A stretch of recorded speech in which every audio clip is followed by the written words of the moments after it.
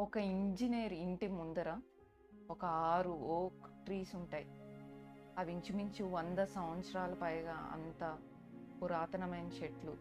అయితే అతను ఆశ్చర్యపోతాడు. ఒక్కొక్కటి 70 అడుగులు, 80 అడుగులు ఉన్న చెట్లు. ఇవి ఇంత ఎత్తు ఎదగాలంటే దీని యొక్క వేరులు ఎంత బలంగా ఉండాలి? ఒకవేళ దీని వేరులు బలంగా ఉండాలంటే ఎంత నీరు తీసుకుంటది?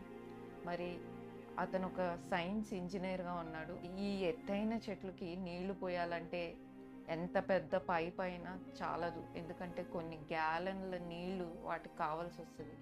అయినప్పటికీ ఆ నీరు ఆ వేరంతా తీసుకొని మరలా ఆ వేరుల నుండి ఆకులకి ఎట్లా నీళ్ళెళ్తుంది. ఇదంతా ఎంతో ఆశ్చర్యంగా ఉంది. ఆహా! దేవుని సృష్టి ఎంత అద్భుతం అని అనుకుంటారు. చాలా సార్లు మన జీవితంలో మర్చిపోతాం. ఒక చెట్టు ఒక 100 సంవత్సరాలు, 500 సంవత్సరాలు కూడా ఉంటాయి ఆ చెట్లు.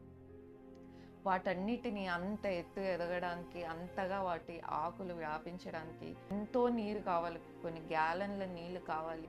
వాటన్నిటిని దేవుడు సమకూరుస్తున్నాడు. మన జీవితంలో దేవుడు ఎంత గొప్పవాడు, ఎన్ని ఆశ్చర్య అద్భుత కార్యాలు చేయవాడనై ఉన్నాడనేది మర్చిపోతాం. అందుకని భయపడతాం, కంగారు పడతాం, బెదిరిపోతాం. మరి కీర్తనలో రాయబడి ఉంటుంది, నీవు మహా ఆశ్చర్య అద్భుత కార్యములు చేయవాడు అని. అలాగే మీరు యోబు 5:9లో చూసినట్లయితే ఆయన పరిశోధింపజాలని మహాకార్యములు లెక్కలేనన్ని అద్భుతములు చేయవాడు అని రాయబడి ఉంటుంది. కాబట్టి చాలాసార్లు దేవుని ఒక గొప్పతనాన్ని మనం మర్చిపోతున్నాం. ఈ సృష్టిని కేవలం నోటి మాటతో సృజించిన ప్రభు ఆయన యొక్క గొప్పతనాన్ని మర్చిపోయి ఆయన మీద ఆయాసం పెట్టుకుంటాం, అవిశ్వాసంతో ఉంటాం, కృతజ్ఞత లేని మాటలు మాట్లాడతాం.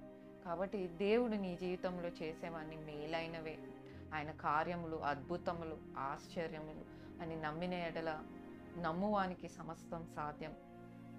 మన యొక్క అవిశ్వాసాన్ని, మన అపనమ్మకాన్ని పక్కన పెడదాం.